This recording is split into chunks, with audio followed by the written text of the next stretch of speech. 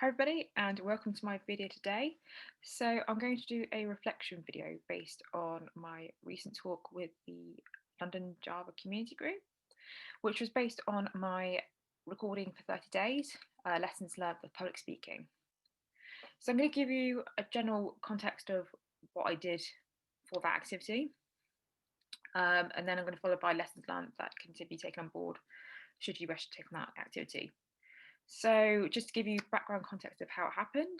So I have a speaking coach, and basically we were going through in terms of understanding how I wanted to be more authentic as a person, because I felt like when I'm talking to people, I find it hard to make connections because I'm not the authentic self that I want to be presented as. So there was these themes that came out in terms of, okay, then I lacked self-confidence knowing who I am, and actually self-affirmations of believing in myself. So that was my, I suppose, main crux of where the problems occurred. And then this followed on in terms of understanding who I am or want to go forward as a person. So I obviously want to be better presenting. I want to be out there doing blog posts, and I want to be doing more like public speaking talks within the LJC as well. So for me, understanding what the problem was is actually the solution was to actually record myself, to see how I am as a person and actually interact with who I am and who I want to be as a person.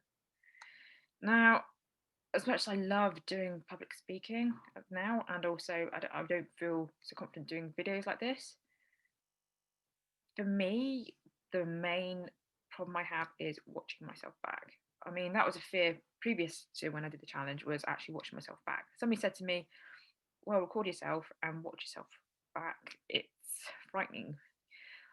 This stems from, I suppose, people saying negative comments about my voice, saying it's too fast, it's too masculine, and it really downgrades your confidence. So I actually did the wrong thing and believed in what other people were saying rather than how I felt about myself.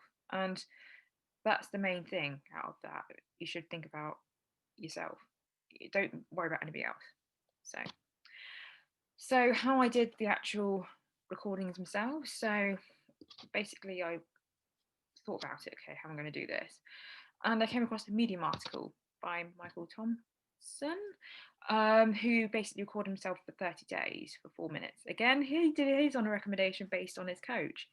And for him, it was more about doing talks about himself, introducing himself, more than context. And it was for 4 minutes. And he eventually, like myself, continued on doing the practice just to help his public speaking. Now, for me, I thought, yes, this is great. I've got motivation to do this. I know how to do it. I basically went about and set myself a few contexts in terms of how I wanted to do it. So for me, I'm a morning person. So I spent 30 minutes each day doing this practice. And what I do is I would be in any position. So either sitting down, standing up against a wall, and record myself with my iPhone.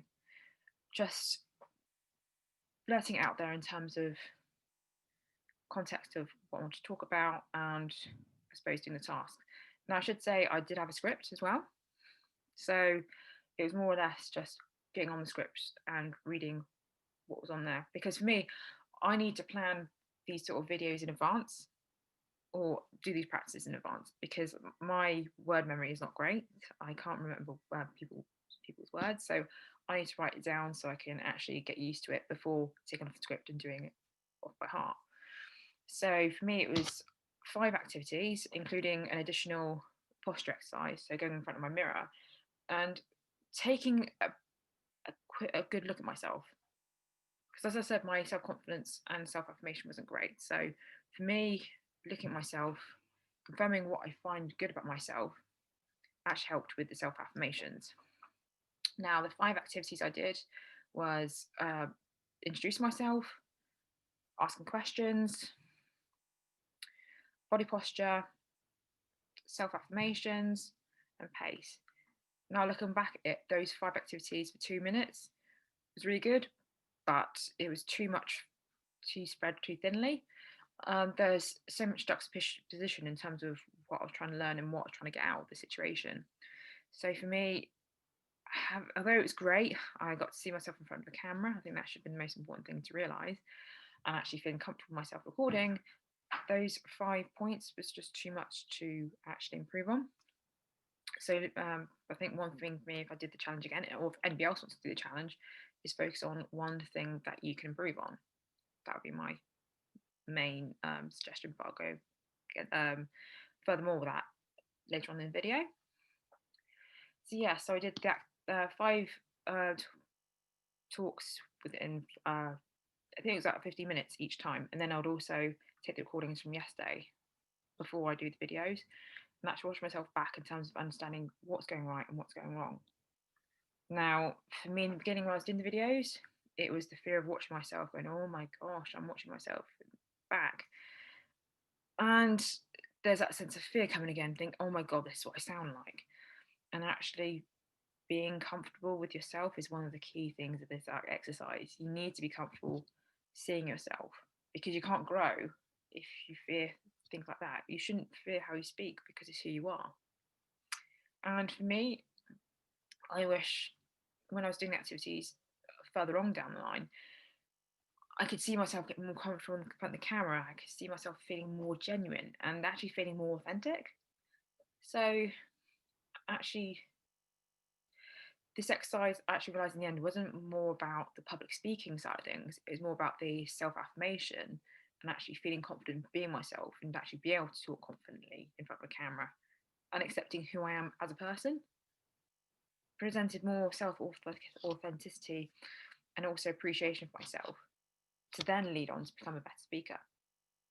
So hopefully I've taken on the notes from this challenge and actually helped myself become better speaking, better presenting myself in terms of this how I want to be presented with authenticity.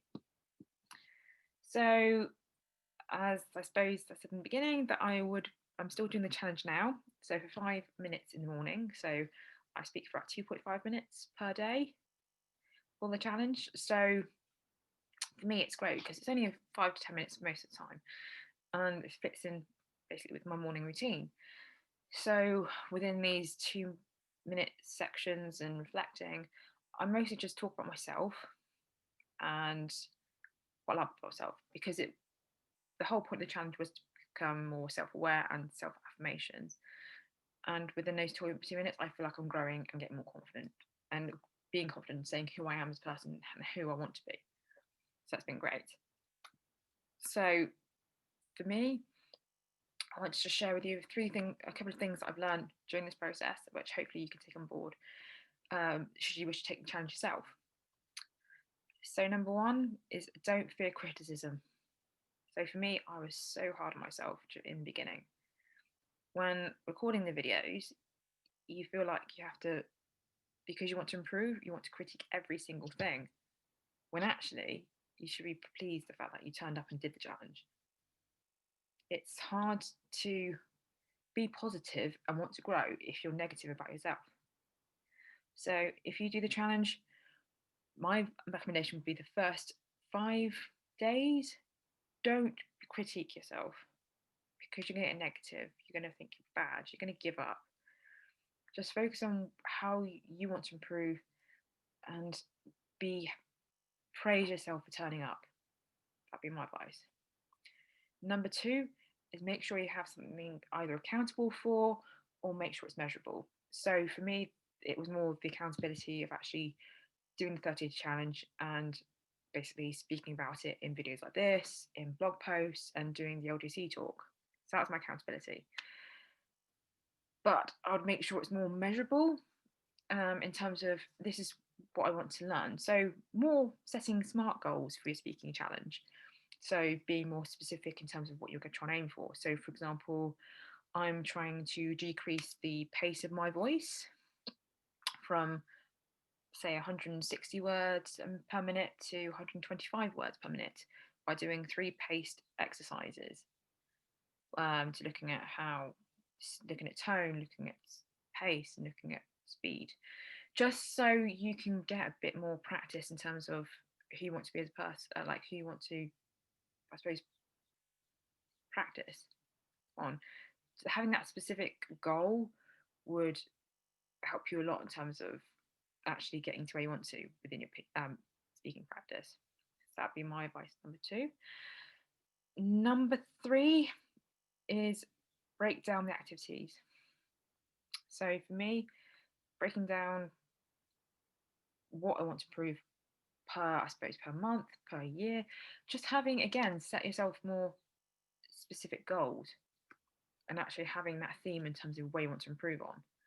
Because if you don't have that theme, it could be you feel like you'll get exhausted quite easily, you get a bit confused of why you're doing this, and also you need that clear direction of how you want to improve your public speaking skills.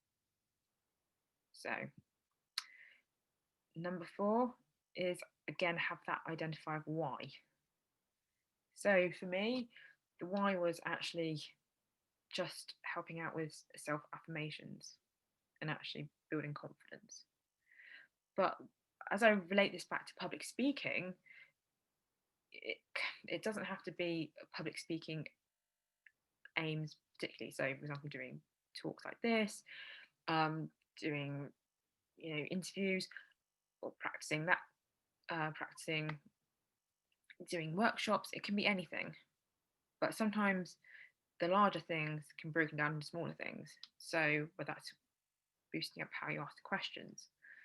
So the why would be I want to ask questions because I want to do like a panel talk.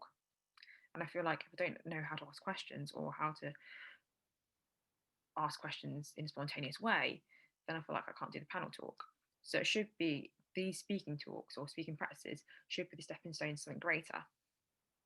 And I think that's what's highlighted within the speaking practice itself, something that I've realised that's actually given me better opportunities for. So doing videos like this, and I'm going to be doing workshops hopefully in the future about this.